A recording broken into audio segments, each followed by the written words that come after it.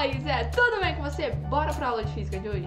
Não? Ah, para de enrolação, que a aula de hoje tá demais. Hoje nós vamos falar sobre o famoso experimento de Galileu Galilei, que inclusive já foi um experimento que caiu na prova do Enem, ou seja, você sabe que é um assunto importante para quem tá estudando pro Enem esse ano. Então, bora pra aula de hoje, nós vamos falar sobre esse famoso experimento.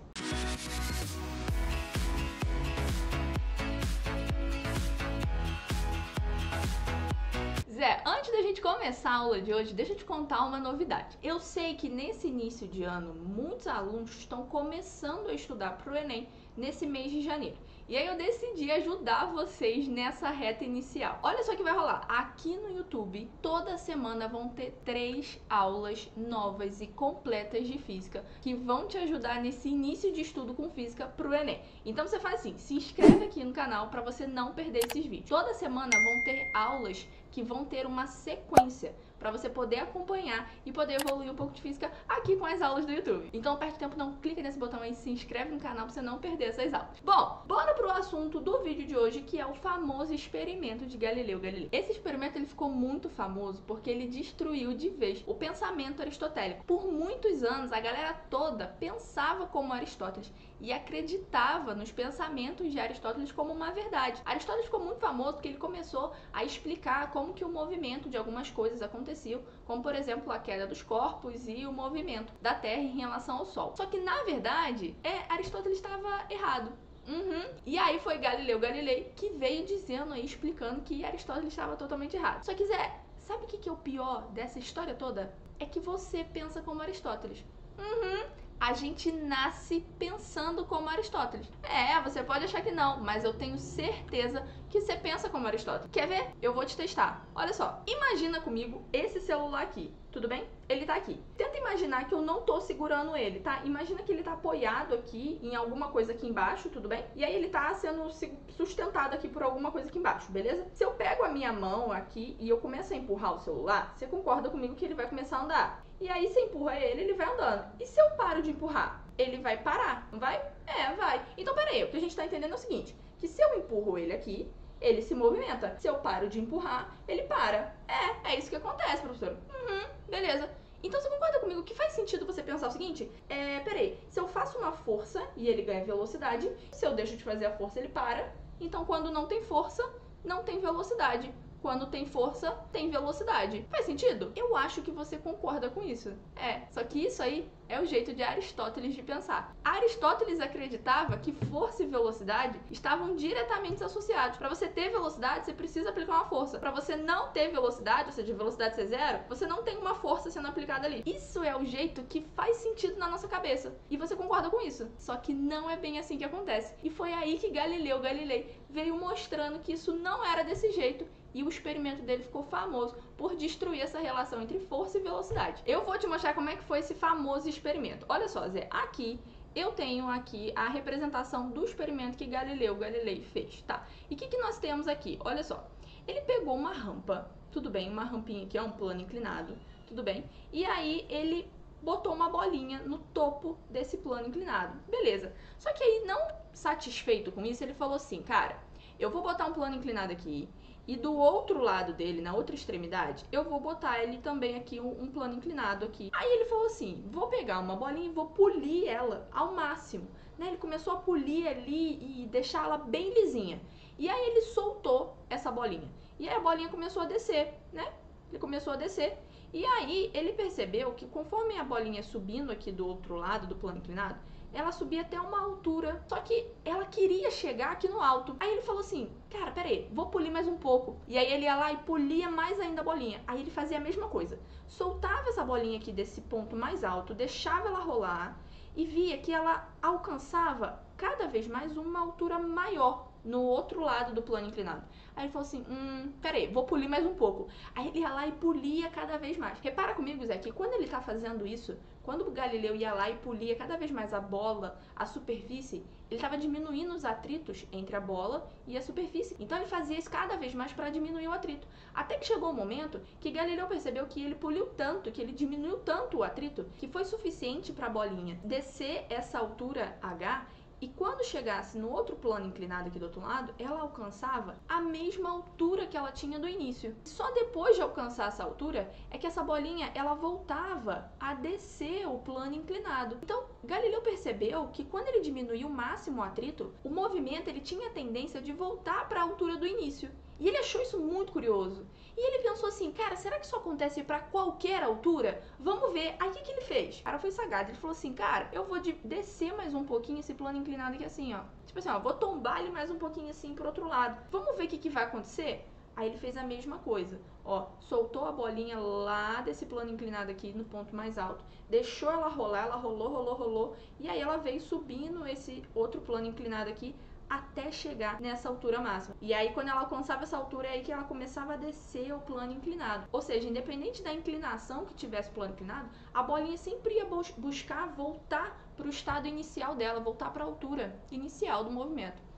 Legal isso, né? Legal. Aí o que ele fez? Ele falou assim, cara, eu vou fazer uma parada melhor ainda, né? Porque Galileu, ele era ousado na parada dele, né? Ele falou assim, cara, eu vou tirar essa altura. E se não tiver altura pra ela subir, o que vai rolar? Ele ficou curioso. Aí o que ele fez? Ele foi ousado. Ele falou assim, mano, eu vou descer isso aqui tudo. Ele desceu o plano inclinado todinho. Ele pegou o plano inclinado e desceu e deixou ali, ó, como uma superfície horizontal. E aí ele ficou se questionando, cara, o que vai acontecer com o movimento dessa bola se ela não tiver altura para ela voltar? Ele desceu o plano inclinado, soltou a bolinha aqui dessa altura H e deixou a bolinha rolar. Sabe o que Galileu percebeu? Ele percebeu que essa bolinha ela ia se movimentando, e ela ficava numa busca incessante pela altura inicial dela, que ela nunca ia alcançar. E aí ele percebeu que nesse momento aqui, a bolinha ela ficava em movimento para sempre. Ela ficava em movimento para sempre. E aí, esse momento, ele falou assim, não, peraí, se para ter velocidade tem que ter força, então tem alguma coisa estranha aqui. Você consegue perceber comigo, Zé, que nessa situação aqui, as únicas forças que estão sendo aplicadas na bola, olha só, eu vou só chegar isso aqui pro lado para melhorar aqui, ó. As únicas forças aplicadas na bola são as seguintes, olha só, aqui você tem a força peso, tudo bem? E pra cá pra cima, ó, você tem uma força normal. Agora, não tem força nenhuma aplicando na bolinha aqui, ó, pra ela ficar em movimento. Ela tá se movimentando sem ter uma força pra empurrar ela. E aí, isso aqui que fez Galileu falar assim, caralho, tem uma puta ideia. Porque não tem força empurrando a bolinha, mas ela tá se movimentando. E aí, como é que Aristóteles explica isso? Não explica. Porque o jeito que Aristóteles pensava era, se eu tenho força, eu gero uma velocidade. Mas olha só, a bolinha tem uma velocidade, ela tá se movimentando, mas não tem força nenhuma empurrando ela. O que é isso? E aí, Zé, você percebe comigo que a principal diferença entre Aristóteles e Galileu é um negócio chamado atrito. Aristóteles não considerava o atrito quando ele estudava os movimentos. Já Galileu teve a sacada de diminuir, de quase zerar o atrito no experimento dele. E é por isso que o movimento da bolinha não para. Voltando ao nosso exemplo do início, quando eu coloquei aqui o exemplo do celular, quando a gente empurra ele, ele começa a se movimentar sobre uma superfície, ele vai se movimentar e quando eu tiro a força, ele para. Não é porque eu deixei de fazer a força. Ele para porque existe uma força de atrito entre ele e o chão que faz o movimento parar. Então, a relação entre força e velocidade não é verdadeira. Não é, porque Galileu mostrou que o movimento da bolinha continuava sozinho, sem ter força nenhuma sendo aplicada na bolinha. E foi nesse momento que ele descobriu o que a gente conhece como inércia. Foi Galileu que descobriu a inércia dos corpos. Você achava que era Newton, né? Que tinha descoberto a inércia. Eu sei, a gente se depara com o conceito de inércia no colégio com a primeira lei de Newton, mas foi Galileu que descobriu esse comportamento dos movimentos. Sabe o que significa essa inércia? Olha só, vou explicar para vocês. Inércia é o seguinte, a inércia dos corpos está relacionado com o estado que ele se encontra. Então, olha só, se não existe uma força resultante atuando no corpo, ele permanece em movimento uniforme. Ou seja, se o corpo está em movimento, ele continua em movimento. Se o corpo estiver parado, ele continua parado. A situação da velocidade dele só vai mudar se você tiver uma força resultante. Então repara que aqui, agora, a relação entre força não é mais com a velocidade, mas é com a variação da velocidade. Galileu descobriu que a força resultante ela é responsável por variar a velocidade. É só você pensar o seguinte, se tem uma velocidade uniforme, o valor da velocidade não vai mudar. Se ele não muda, força resultante é igual a zero, ele continua em movimento para sempre. E se ele estiver parado? continua parado. A grande sacada de Galileu foi perceber que a força resultante era relacionada com a variação da velocidade e não com a velocidade em si.